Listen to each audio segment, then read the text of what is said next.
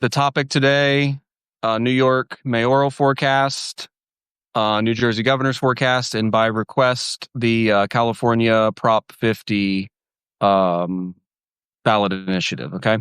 So it's kind of ironic that in terms of actual impact, this is kind of in reverse. I think California Prop 50 will be a little bit more impactful in the short and medium term than the governor's race or the mayoral race. But by nature of people's interest and the pendulum of how politics swing, the New York City mayoral race is really on the top of people's minds.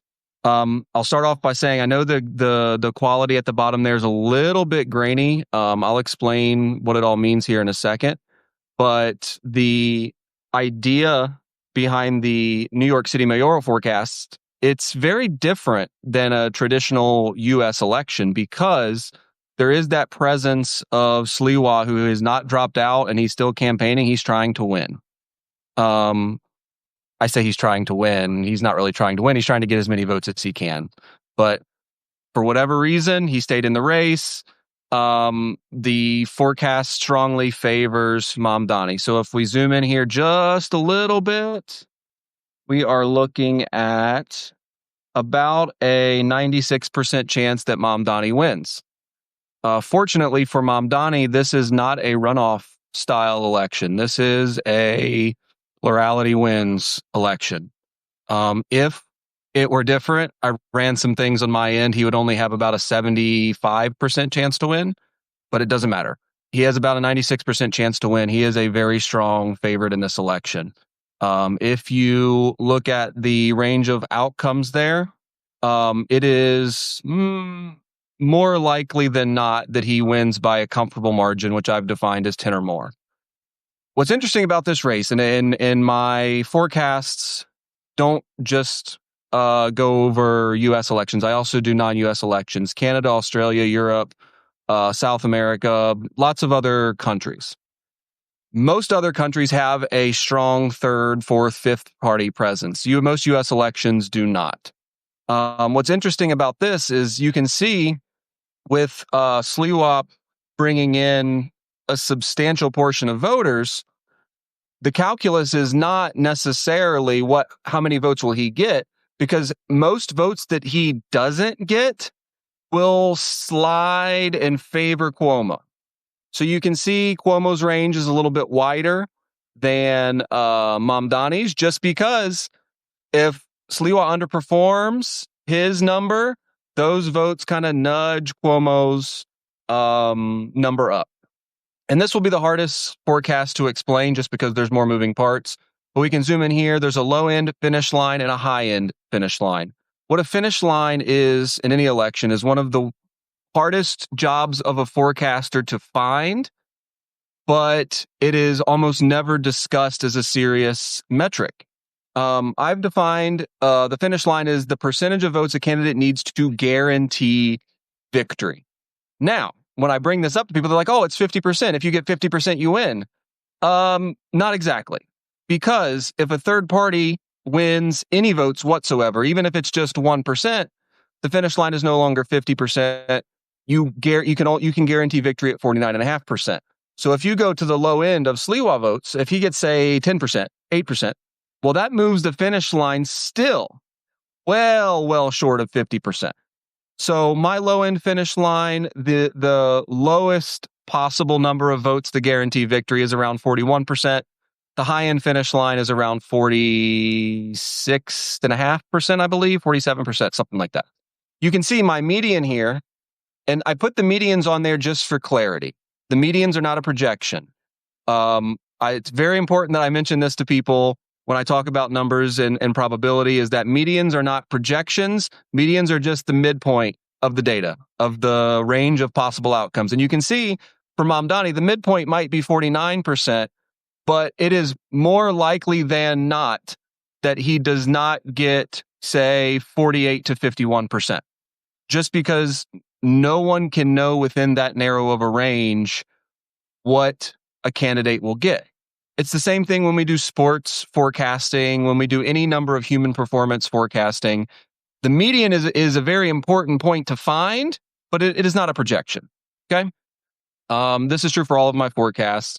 The finish line in multi-candidate races and multi-party races are much harder to find, but because Mamdani is polling so well, he is consistently polling in the mid 40s, which again, even in this kind of median expectation finish line, that puts him right at or slightly across it. It doesn't mean he can't lose, but I'm pretty comfortable saying he is a very, very, very strong favorite to win tomorrow. If you guys have any questions about this forecast, please feel free to poke those in, because I'm going to try to limit myself here to just about 5 more minutes. Okay. Moving on to the New Jersey. Oh, really quick note. I talk about this more in academic circles,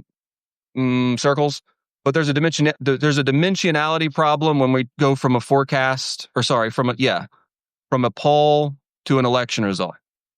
Polls have undecided voters.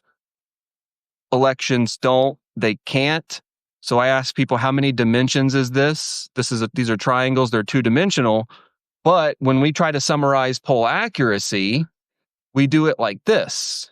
We do a line, which is one-dimensional. When you shrink from a two-dimensional space to a one-dimensional space, you lose a lot of information. And what the information you're losing is, how did undecided voters decide? And also, there's a second layer to that. It's, how did third-party voters, or in this case, Republican voters, if they said they supported the Republican candidate in the poll, but they changed their mind, who did they end up supporting? In the case of Cuomo versus Mamdani, where one candidate is clearly to the left of the other, strategic voting would allow us to project, forecast, and even measure after the election how they changed their mind. But for whatever reason, people who analyze poll accuracy simply do not do this. So I write about this. If you're interested in this, definitely keep up with my work. Follow me on Substack. I'll be publishing soon in a journal, hopefully. Governor's forecast for New Jersey. This one's a little bit easier. You can see other candidates very, very low. The probability for the Democrats to win in New Jersey is slightly lower. Cheryl is consistently polling at around near 49%, which is something of a magic number in polling, because if you get 50, you guarantee victory. Also good for Democrats in this election. Well, not necessarily good for Democrats in this election. Good for me forecasting the election. We have highly representative data from 2021. I think the Republican candidate got like 48% or something like that. Doesn't mean it's his ceiling. Yes, he absolutely can still win. I have an 8.5% chance that he still wins. Yes, the election will probably be quite close. Highly unlikely that the Democratic candidate wins by 10 or more, for example, which would be about a 55% vote share for her. But all said, I think it's far more likely than not that Cheryl wins. I said 91.6% chance. I think it would not be as surprising that she wins easily than she loses. I think it would be very surprising if she lost. But again, these 1 in 12 universe events, unfortunately, they do sometimes happen. But again, I really don't see a whole lot there to justify saying the Republican is any larger of or any less of an underdog than is clear here. Finally, we have by request the California Prop 50, which is very appropriately, we have 3 elections that have they're going on at the same time, but they have very different dynamics. So in the New York City mayoral election, you have a very, very strong third party. We call them a third party, even though it's a Republican candidate. In the second election, you have an almost, but not entirely non-existent third party. And then in California Prop 50, the options are support or do not support, yes or no. Before the election, you can be undecided. After the election, you cannot. The only thing that we have to project as a forecaster is how undecideds will decide. Well, in terms of the margin, that matters because in my polling averages that I found in very short, there aren't a whole lot of polls on this, but in very short work, I found about 5 to 6% undecided, but it's already polling at like 56%. Does that mean it is guaranteed to win? No, the margin of error guarantees that sometimes these 55, 56, 57% polling numbers must underperform, but underperforming 50% means something very differently than underperforming 46%, which is where the Mamdani universe. Underperforming 46%, you're at 42, 43, you're highly, highly susceptible to losing in that case. Underperforming the poll average, in this case of about 56%, you're still at 51, 52, 53, still can't lose. There are a few more matrix style calculations that go into that, but long story short, Prop 50 has a 98% chance of passing. This would be the biggest upset of the night for me. Not the biggest upset in political history. I have seen some events in the under 1% universe lose. Yeah. But and all said and done, tomorrow should be a really good night for Democrats in whatever order that you're rooting for. Best of luck to you. All I'm trying to do is put probabilities on these things. I'm not trying to impose my will on this. I can't. That doesn't make any sense, right? In terms of the margin of victory for the Prop 50 event, this is very easy math because when I'm calculating Mamdani's margin of victory, I have to take into account not just the difference between Mamdani and Cuomo, but also how many votes the Republican candidate gets that could potentially strategically vote for Cuomo at the last minute. But there's two options, yes or no. If Prop 50 gets 60%, it wins by 20. If it doesn't get 60%, it doesn't. And you can see here, I think it's more likely than not that it doesn't get to 60%, but it only needs 50 to pass, unless I'm missing something important here. It only needs 50% to pass. Very likely that it passes comfortably in that 55 to 60 range.